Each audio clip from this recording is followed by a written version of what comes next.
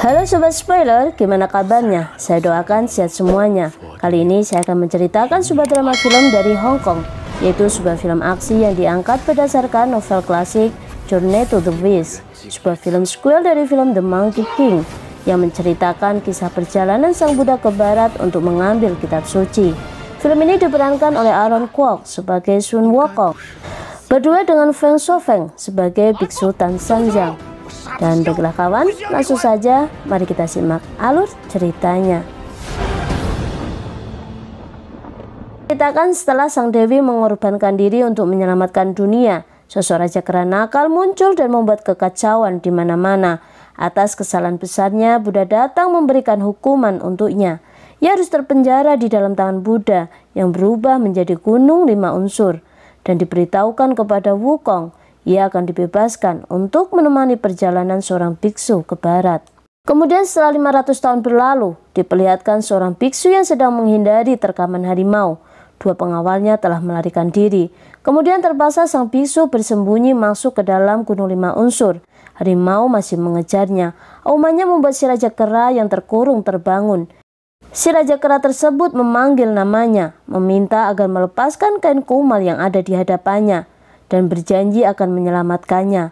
Kain kumal pun ditariknya, sebuah batu membelah dan terjadi sebuah letusan. Semua terpental di udara, termasuk Wukong. Si raja kera akhirnya terbebaskan. Setelah itu sesuai janjinya, Wukong memusnahkan harimau dengan tongkat saktinya. Setelah suasana tenang, Wukong mendekatinya untuk memastikan jika ia adalah seorang biksu yang dibicarakan para dewa kepadanya. Wukong diminta untuk mengawal perjalanannya ke barat mengambil kitab suci, namun Biksu Tan menolak tawarannya. Wukong pun langsung berambur pergi meninggalkan sang biksu, terbang bersama tongkat saktinya. Tak lama setelah itu terbukalah kotak yang dibawa sang biksu. Sebuah gelang kepala emas terbang ke arah Wukong dan mengikat kepalanya. Wukong bertanya kepada Biksu Tan tentang benda yang ada di kepalanya. Kemudian Wukong meminta kepada sang biksu untuk melepaskannya. Dengan kepolosannya, Biksu Tan mencoba melepaskannya dengan membacakan mantra yang terukir di atasnya. Namun justru gelang kepala menyiksa Wukong hingga ia terpelanting. Di tengah-tengah perdebatan keduanya, sang Dewi datang memperjelas keadaan. Dewi Kuan Yin memberitahu Wukong jika Biksu Tan adalah guru untuknya. Wukong harus mendampingi perjalanannya. Sang Dewi juga memberitahukan kepada Wukong, gelang yang ada di kepalanya akan terlepas setelah sampainya ia mengantar Biksu Tan mengambil kitab suci dari biara guntur. Sebelum Wukong bertingkah, Biksu Tan memberitahu Wukong pesan dari sang Dewi untuknya, agar ia menempuh perjalanan ini dengan berjalan kaki. Pada permulaan film, Shin memperlihatkan kedatangan siluman naga. Siluman itu melawan kuda putih milik sang guru. Wukong melawannya, hingga akhirnya ia berhasil membunuhnya. Wukong juga mengeluarkan kembali kuda putih yang sempat dimangsa sang naga. Kemudian mereka kembali melanjutkan perjalanannya. Di pusat kota kerajaan Yunhaisi, daerah yang sedang diteror oleh siluman tengkorak putih, para siluman memangsa anak-anak untuk diminum darahnya demi memperpanjang hidupnya agar terhindar dari reinkarnasi. Dan bersamaan dengan itu, sebuah keluarga diserang oleh siluman yang mengatasnamakan tengkorak putih. Namun tak lama dari kedatangan siluman itu, siluman tengkorak putih datang dan murka menemui prajurit kerajaan yang telah meneror kota dengan mengatasnamakan dirinya.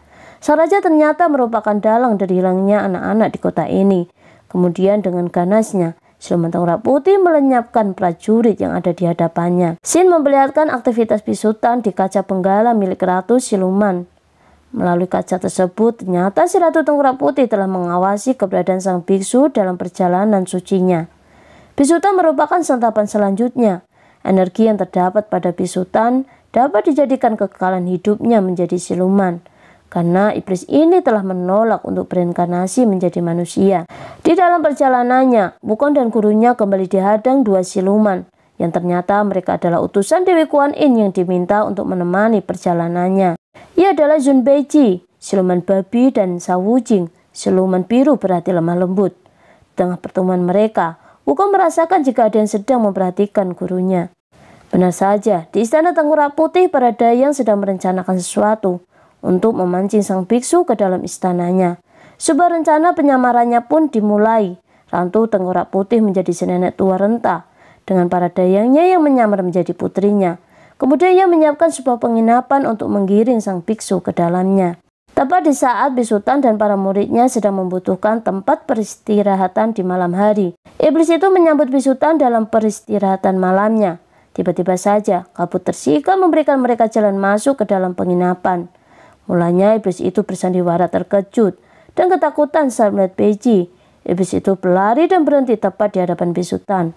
Bisutan membantu menenangkannya. Kemudian ia mengenalkan kepada ketiga muridnya. Dan saat ia memperkenalkan Wukong, iblis itu sangat terkejut. Wukong mencium adanya keberadaan siluman di dekatnya. Saat ia hendak menggunakan mata apinya, tiba-tiba saja iblis itu menyebarkan selendangnya dan menaburkan serbuk hitam. Saat itu juga Wukong kehilangan kesaktian mata apinya. Ia tidak dapat mengidentifikasi siluman yang berada di dekatnya. Tak lama setelah itu, dengan tidak sengaja Beji melihat dua putri si nenek tua dengan peras cantiknya. Beji langsung saja meminta semuanya untuk langsung masuk ke dalam. Tak lama dari itu pun, Beji mendekati si nenek tua dengan meminta izin untuk mendekati anak gadisnya. Setelah si nenek tua itu menerima permintaannya, Beji langsung berhambur keluar mencari para gadis yang dilihatnya tadi. Sang guru pun meminta Wujing untuk menyusul Beji, karena sang guru takut jika perilakunya akan menimbulkan gara-gara. Wukong yang masih merasa aneh dengan penglihatan mata apinya memutuskan mencari mata air untuk mencuci matanya. Sebelum ia pergi, Wukong membuatkan lingkaran kecil untuk melindungi gurunya dari serangan siluman. Tepat saat tidak ada siapapun, iblis memulai aksinya.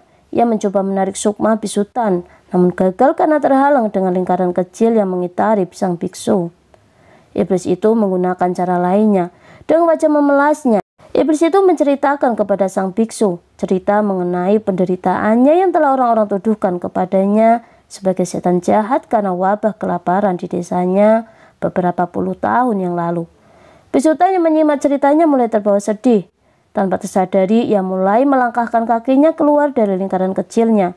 Perlahan lingkaran kecilnya menghilang bersama dengan langkah sang biksu. Tepat saat itu, tongkat Wukong memberikan sinyal ada ancaman siluman yang menyerang bisutan.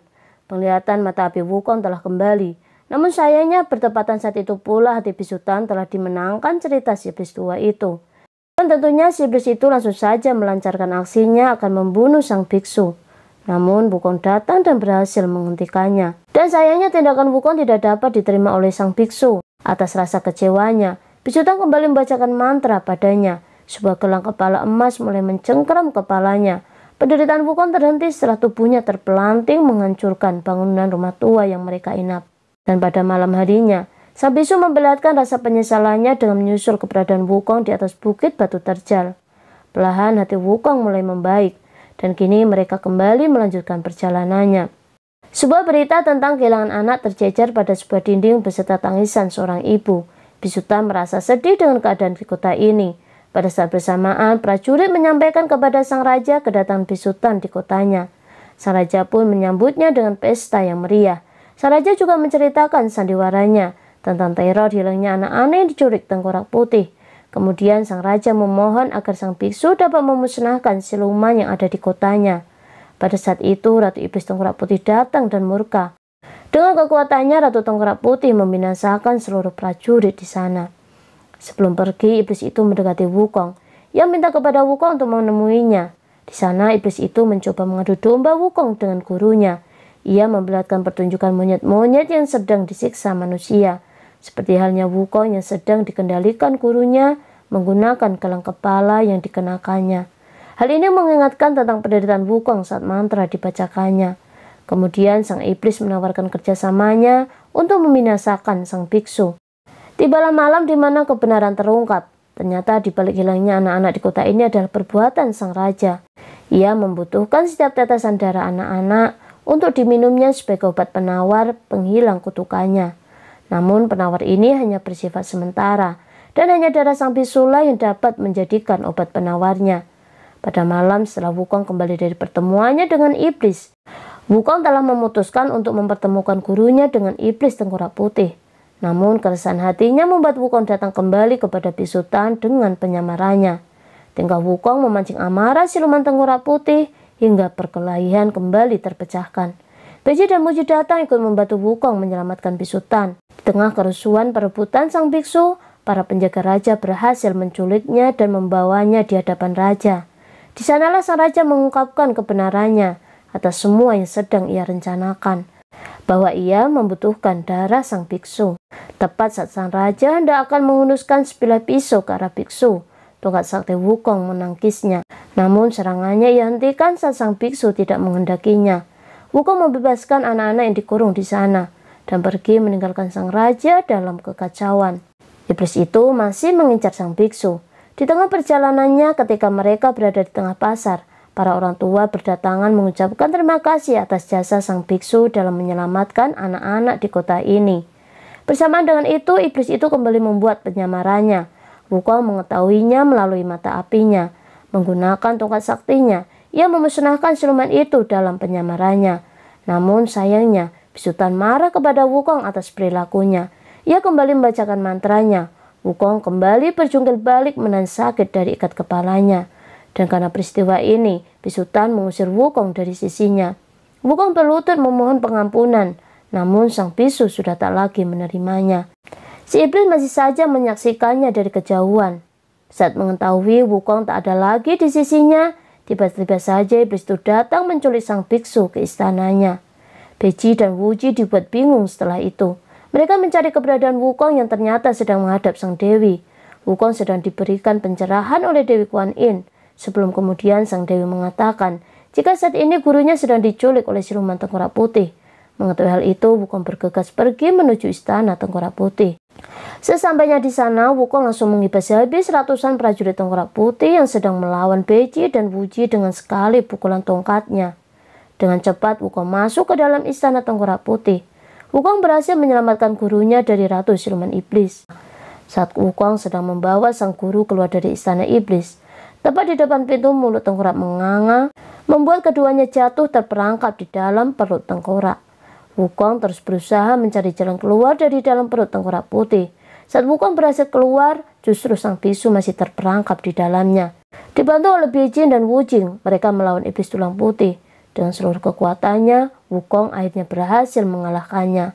Kemudian sang Buddha turun mengumpulkan jiwa iblis dengan mengusirnya.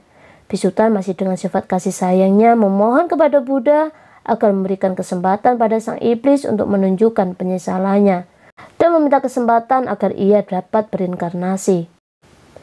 Namun iblis tulang putih masih saja menolaknya dan memilih mati sebagai jiwa yang tercemar di tubuh Bisutan daripada kembali untuk berinkarnasi. Bisutan sedih memohon kepada Wukong untuk membunuhnya agar ia dapat memberi keyakinan kepada iblis itu bahwa kehidupan ini baik. Wukong pun menuruti perintah sang biksu dan berjanji akan menunggu kepulangannya. Setelah tongkat sakti dipukulkannya ke tubuh Bisutan, ia berubah menjadi patung. Pengorbanan Bisutan pun berhasil. Iblis itu telah berinkarnasi. Iblis itu juga telah terbebaskan dari rasa sakit dan kebenciannya di kehidupan yang lalu. Wukong kembali melanjutkan perjalanannya dengan membawa patung sang guru. Dari surga, manik-manik air terjatuh ke bumi dan menyentuh tangan Bisutan yang memperlihatkan jari manusia, yang membuktikan kembalinya hidup sang biksu. Dan film pun berakhir. Baiklah kawan, sampai bertemu di konten berikutnya. Jangan lupa klik subscribe karena subscribe memang gratis. Dan jangan lupa share, like, and comment. Dan jangan lupa pula klik loncengnya. Dan bye-bye.